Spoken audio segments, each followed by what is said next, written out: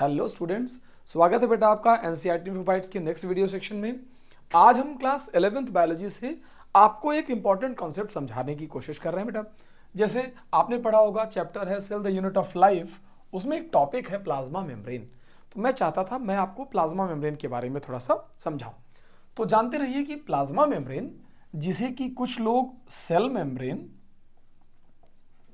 या plasma lemma भी कहते हैं, इन बातों का भी आपको डिस्कशन यहां पर समझ लेना है। या तो इसका नाम प्लाज्मा लेमा है या सेल मेम्ब्रेन है, लेकिन अगर यही प्लाज्मा मेम्ब्रेन सेल ऑर्गेनेल के ऊपर हो तब इसका नाम बायो मेम्ब्रेन भी कहा जा सकता है। Remember these three words, it is also named as bio membrane when it is present on cell organelles. तो इस बात को थोड़ा सा हम एडिशनली जानते रहेंगे। प्लाज्मा मेम्ब्रेन है क्या? प्लाज्मा मेम्ब्रेन के बारे में ऐसे समझिए कि ये एक सेलेक्टिवली परमिएबल, मैं क्या बोल रहा हूं, सेलेक्टिवली परमिएबल लिविंग बाउंड्री है। लिविंग बाउंड्री है बिकॉज सेल वॉल के बारे में तो आप जानते हैं कि सेल वॉल एक डेड बाउंड्री है, ये लिविंग बाउंड्री है। या आप ऐसे कह सकते हैं कि ये आउटर मोस्ट है, outer most layer in animal cells. जो एनिमल सेल है वहां पर ये लेयर आउटर मोस्ट की तरह चलेगी, जहां सेल वॉल नहीं होती है मेनली एनिमल सेल्स में, जैसे कि फंजाई में होती है, बैक्टीरिया में होती है सेल वॉल, कुछ प्रोटिस्ट में सेल वॉल प्रेजेंट होती है। तो जहां सेल वॉल अब्सेंट है वहां पर plasma membrane outer most boundary की तरह भी प्रेजेंट है। इसीलिए के लिए वर्ड लिखा जाता है डीलिमिटिंग बाउंड्रीज। फिर भी हम बात को आगे बढ़ाते हैं। हम ये कहते हैं कि जब डिस्कवरी ऑफ माइक्रोस्कोप डिटेल में हो गई, यानी जब हमें ये पता चला कि 1950s में इलेक्ट्रॉन माइक्रोस्कोप डिस्कवर हुआ, तब हमें प्लाज्मा मेम्ब्रेन की डिटेल पता चली। यानी कि जो वर्ड मैंने बोला सेलेक्टिवली परमिएबल, अगर मैं इसके बाद आगे बढ़ूं तो कंपोजिशन पर हम बात कर सकते हैं। कंपोजिशन कहा जाता है कि ये हमने with respect to RBC, RBC यानी एरिथ्रोसाइट्स लिखा है एनसीईआरटी में। आरबीसी को क्या कहते हैं? एरिथ्रोसाइट्स कहते हैं। तो एरिथ्रोसाइट्स के रिस्पेक्ट में जब हमने इसका कंपोजिशन पढ़ा तो हमने ये बातें पाई। सबसे पहले हमने कहा कि लगभग 40% लिपिड्स होते हैं। लिपिड्स में दो लिपिड इंपॉर्टेंट हैं।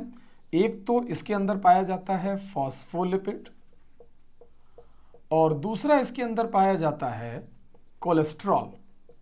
तो एक तरफ फॉस्फोलिपिड है, दूसरा कोलेस्ट्रॉल है, ये दोनों इसके साथ पाए जाते हैं। दूसरी चीज लगभग 52% प्रोटीन पाया जाता है, ये भी आप जानते रहिए। अच्छा, प्रोटीन्स के बारे में भी अगर मैं आपको समझाने पर जाऊं तो प्रोटीन्स फिलहाल 3 कैटेगरीज में पाए जाते हैं। जब मैंने 2 कैटेगरी पहले बताई, एक मैंने बताया पेरिफेरल और दूसरी कैटेगरी मैंने बताया इंटीग्रल। पेरिफेरल जो बाहर रहते हैं, इंटीग्रल जो अंदर रहते हैं। और ये जो इंटीग्रल वाले हैं इसमें से कुछ होते हैं जो पार्शियली बरीड होते हैं, मेम्ब्रेन में थोड़ा दूर तक अंदर अंदर गए हैं, और कुछ होते हैं जो ट्रांस मेम्ब्रेन है, आर पार ट्रांस मेम्ब्रेन है और पार्शियली बरीड है। ये 2 तरह के आपको प्रोटीन इसके अंदर मिलेंगे। और लगभग 5% पार्ट बेटा, लगभग 5% कार्बोहाइड्रेट है जो रिसेप्टर्स की तरह काम करता है, या कह सकते हैं कि शुगर पार्ट है। तो लिपिड, प्रोटीन और शुगर तीनों का कंपोजिशन यहां पर है।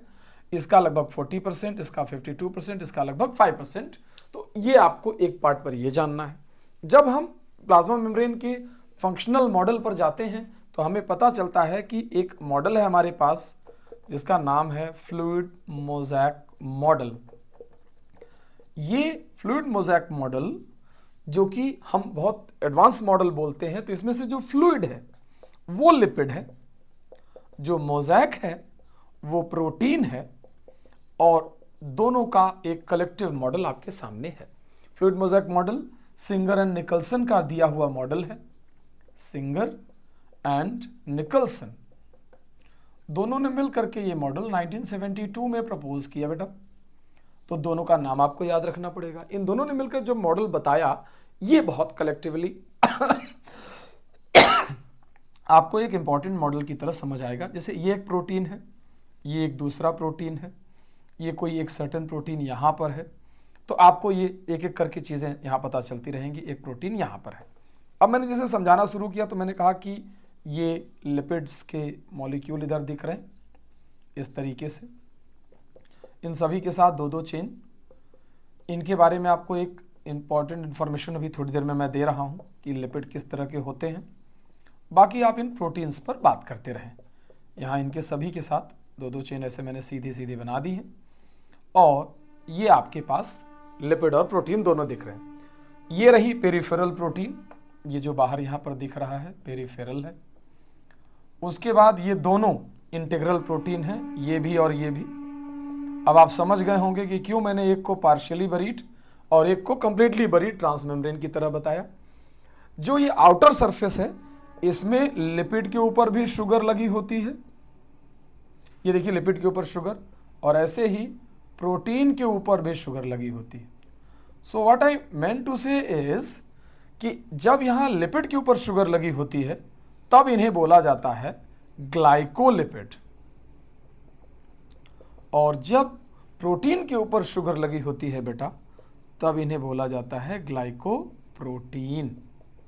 तो एक तरफ ग्लाइकोलिपिड है, दूसरी तरफ ग्लाइकोप्रोटीन है, और ये इस तरीके से यहां पर चलता जाता है। जब मैंने यहां पर आगे बढ़कर के समझाने की कोशिश की तो दो तीन टर्म है कि कोई भी चीज बाहर से चलती है तो पहले लिपिड उसे पहचानता, प्रोटीन उसे पहचानता है अपने शुगर की वजह से, लिपिड भी उसे पहचानता है अपने शुगर की वजह से, और ये आर पार चीजें चलती रहती हैं। ये जो प्रोटीन्स हैं ये इस डायरेक्शन में रोटेट करते हैं, ऐसे ही ये भी इस डायरेक्शन में रोटेट करते हैं, ये भी इस डायरेक्शन में रोटेट करते हैं। तो मटेरियल एक दूसरे से, एक किनारे से दूसरे किनारे पर ट्रांसपोर्ट होता रहता है। यहाँ एक चीज और मैं बता दूं आपको कि जो ये फ्लूइड मोज़ेक मॉडल है ये वर्किंग मॉडल है और तीनों तरह के फंक्शंस की बात करता है। जब हम इसमें एक प्रोसेस पढ़ते हैं जो कि इन्होंने यहाँ समझाई थी, इसमें हम एक प्रोसेस पढ़ते हैं कि क्या होता है जब फ्लूइड मोज़ेक मॉडल में फ्लिप फ्लॉप, एक प्रोसेस समझानी थी हमें, फ्लिप फ्लॉप मैकेनिज्म क्या होती है ये जरा आप जानते रहिएगा। लिपिड जो होते हैं वो एक लेयर से दूसरी लेयर में जा सकते हैं, यानी यहां से यहां जा सकते हैं, यहां से यहां जा सकते हैं, एक प्लेस से दूसरे प्लेस भी जा सकते हैं, राइट। तो लिपिड का जो पहला वाला मोमेंट है दैट इज फ्लिप फ्लॉप, और ये दूसरा वाला लेटरल मोमेंट कहलाता है। मैं यही मार्क कर देना चाहूंगा, इसे कहते हैं लेटरल मोमेंट, यानी एक ही मेम्ब्रेन में प्लेस चेंज करना, और इसे कहते हैं बेटा फ्लिप फ्लॉप मूवमेंट। तो ये एक बड़ी कैरेक्टरिस्टिक बात यहां ये समझाना था कि lipid can do flip flop but protein can not. Reason large size, protein का साइज बहुत बड़ा है इसलिए protein can not do flip flop. दूसरी चीज जो आपको एक स्पेशल चीज बतानी थी, ये बतानी थी कि ये जो लिपिड होता है, फॉस्फोलिपिड जिसका पार्ट है, ये उसकी एक टिपिकल स्ट्रक्चर है। तो जो इसका हेड है ये एक अलग चीज है और जो इसका टेल है ये अलग चीज है। तो जो टेल होता है वो हाइड्रोफोबिक होता है। क्या होता है? हाइड्रोफोबिक। और जो हेड होता है वो हाइड्रोफिलिक होता है। आप तो जानते ही हैं बेटा कि जो चीज हाइड्रोफिलिक होती है वो पोलर होती है और जो हाइड्रोफोबिक होती है वो नॉन पोलर होती है। और एक ऐसा कोई भी मॉलिक्यूल जिसमें ये दोनों चीजें साथ साथ हों, इन सबको कलेक्टिवली मिलाकर कहते हैं, एम्फीपैथिक। क्या वर्ड बोलते हैं? एम्फीपैथिक। सो डॉक्टर्स, अगर कोई आपसे पूछे कि फॉस्फोलिपिड किस नेचर का है तो आप कहेंगे एम्फीपैथिक नेचर का है। प्लस एक और लिपिड इसके साथ पाया जाता है जिसका नाम है कोलेस्ट्रॉल। ये जो कोलेस्ट्रॉल होता है ये यहां प्रेजेंट होता है, इन लिपिड्स के बीच बीच में ऐसे यहां ऐसे प्रेजेंट होता है। और ये कोलेस्ट्रॉल कंट्रोल करता है प्लाज्मा मेम्ब्रेन की परमेबिलिटी को। Control plasma membrane permeability. तो एक बात तो ये जानते रहिएगा, प्लस अगर मैं फंक्शंस की फाइनली बात करूं प्लाज्मा मेम्ब्रेन के, तो आपको पता है कि एक्टिव ट्रांसपोर्ट, पैसिव ट्रांसपोर्ट, दोनों ही प्लाज्मा मेम्ब्रेन के टिपिकल फंक्शन है। पैसिव ट्रांसपोर्ट में ही ऑस्मोसिस, डिफ्यूजन, ये सब चीजें आती हैं। एक्टिव ट्रांसपोर्ट तो एटीपी डिपेंडेंट ट्रांसपोर्ट को कहते हैं। ठीक है, पूरा अच्छे से रिवाइज करिएगा। मैंने प्लाज्मा मेम्ब्रेन का नेचर, कंपोजिशन, अल्टरनेटिव नेम्स, ये कहाँ कहाँ प्रेजेंट होता है, इसमें प्रोटीन कौन से हैं, कार्बोहाइड्रेट का फंक्शन है, प्लाज्मा मेम्ब्रेन का वर्किंग मॉडल, लिपिड और कोलेस्ट्रॉल का रोल प्लस फंक्शन भी समझा दिया है। टेक केयर मैडम, इसको अच्छे से रिवाइज करें।